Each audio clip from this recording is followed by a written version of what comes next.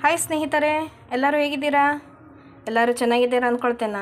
ನಾನಿವತ್ತು ನಿಮಗೆ ಸಿಂಪಲ್ಲಾಗಿ ಬೀನ್ಸ್ ಬಾಜಿ ಮಾಡೋದು ಹೇಗೆ ಅಂತ ಹೇಳ್ಕೊಡ್ತೇನೆ. ನೋಡಿ, ಇಷ್ಟು ಬೀನ್ಸ್ ತೊಗೊಂಡಿದ್ದೇನೆ, ಹಾಗೂ 2-3 ಹಸಿಮೆಣಸನ್ನು ತೊಗೊಂಡಿದ್ದೆ. ಯಾಕಂದರೆ ತುಂಬ ಖಾರ ಇದೆ ಇದು, ಅದಕ್ಕೆ ನಾನು 3 ತೊಗೊಂಡಿದ್ದೇನೆ. 1 ಟೊಮೆಟೊ, 1 ಈರುಳ್ಳಿ. ಇವಾಗ ಇವನ್ನೆಲ್ಲ ಕ್ಲೀನ್ ಮಾಡಿ ಕಟ್ ಮಾಡ್ಕೊಳ್ತೇನೆ. ನಾನು ಎಲ್ಲವನ್ನು ಈ ರೀತಿಯಾಗಿ ಕಟ್ ಮಾಡಿ ಇಟ್ಕೊಂಡಿದ್ದೇನೆ. ನೋಡಿ, ಬೀನ್ಸನ್ನು ಈ ರೀತಿಯಾಗಿ ಕಟ್ ಮಾಡ್ಕೊಂಡಿದ್ದೇನೆ.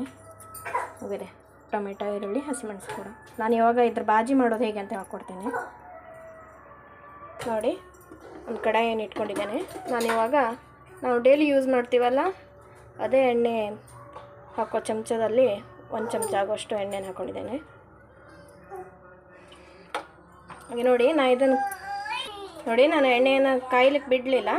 ನಾನಿವಾಗ ಕಟ್ ಮಾಡಿಟ್ಕೊಂಡಿರೋಂಥ ಟೊಮೆಟೊ, ಈರುಳ್ಳಿ ಹಾಗೂ ಹಸಿಮೆಣಸನ್ನು ಹಾಗೆ ಹಾಕ್ಕೊಳ್ತೇನೆ. ಇದು ಯಾವುದನ್ನು ಹುರ್ಕೊಳ್ಳೋದಿಲ್ಲ. ನೋಡಿ, ಇದನ್ನು ಹಾಕ್ಕೊಂಡಿದ್ದೇನೆ. ನಾನಿವಾಗ ಕಟ್ ಮಾಡಿಟ್ಕೊಂಡಿರೋಂಥ ಬೀನ್ಸನ್ನು ಕೂಡ ಹಾಗೆ ಹಾಕ್ಕೊಳ್ತೇನೆ.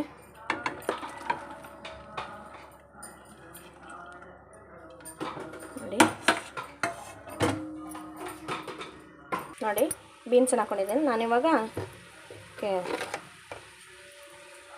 ಅರ್ಧ ಚಮಚ ಆಗುವಷ್ಟು ಉಪ್ಪನ್ನು ಹಾಕ್ಕೊಳ್ತೇನೆ. ಹಾಗೆ ಇದ್ರ ಮೇಲೇ 1/4 ಚಮಚ ಆಗುವಷ್ಟು ಅರಿಶಿನ ಪುಡಿಯನ್ನು ಹಾಕ್ಕೊಳ್ತೇನೆ.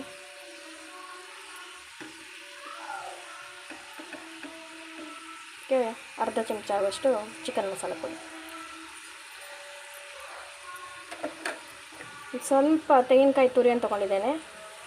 ಇದು ಕೂಡ ಇವಾಗಲೇ ಹಾಕ್ಕೊಳ್ತೇನೆ.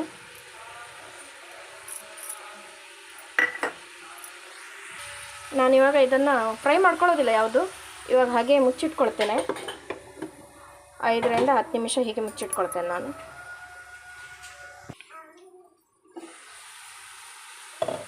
ನೋಡಿ, ಈ ರೀತಿ ಆಗಿದೆ. ನಾನಿವಾಗ ಇದನ್ನೆಲ್ಲ ಮಿಕ್ಸ್ ಮಾಡ್ಕೊಳ್ತೇನೆ.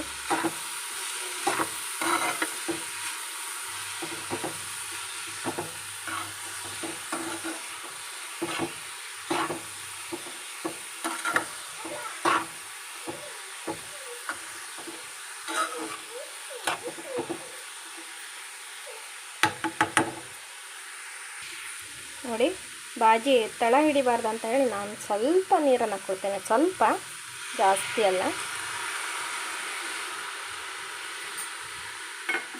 ಬೇಕಂದರೆ ಹಾಕ್ಕೊಳ್ಬೋದು, ಇಲ್ಲ ಅಂದರೆ ಸ್ಕಿಪ್ ಕೂಡ ಮಾಡ್ಕೊಳ್ಬೋದು.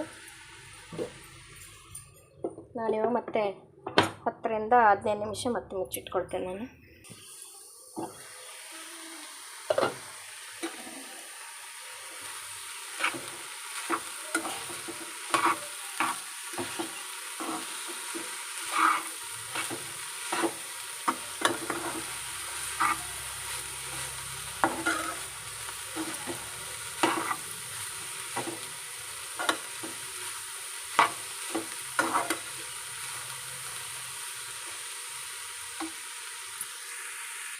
ನಾನಿವಾಗ ಇದಕ್ಕೆ ರುಚಿಗೆ ತಕ್ಕಷ್ಟು ಉಪ್ಪನ್ನು ಹಾಕ್ಕೊಳ್ತೇನೆ. ಮತ್ತು ಮೊದಲೇ ಹಾಕ್ಕೊಂಡಿದ್ದೆ, ರುಚಿಗೆ ತಕ್ಕಷ್ಟು ಉಪ್ಪನ್ನು ಮತ್ತೆ ಸೇರಿಸ್ಕೊಳ್ತಾ ಇದ್ದೇನೆ.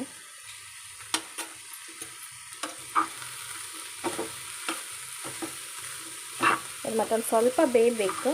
ಮತ್ತೊಂದು ಸ್ವಲ್ಪ ಹೊತ್ತು ಇದನ್ನು ಮುಚ್ಚಿಟ್ಕೊಳ್ತೇನೆ.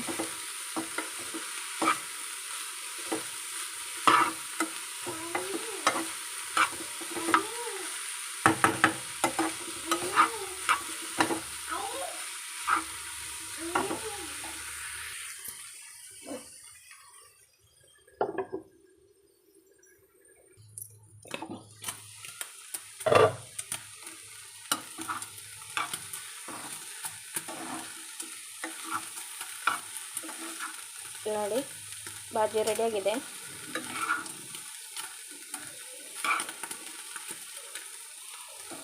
ನಿಮಗೆ ಈ ವಿಡಿಯೋ ಇಷ್ಟ ಆಗಿದ್ದರೆ ಸಬ್ಸ್ಕ್ರೈಬ್ ಮಾಡಿ, ಕಮೆಂಟ್ ಮಾಡಿ, ಶೇರ್ ಮಾಡಿ. ಧನ್ಯವಾದಗಳು.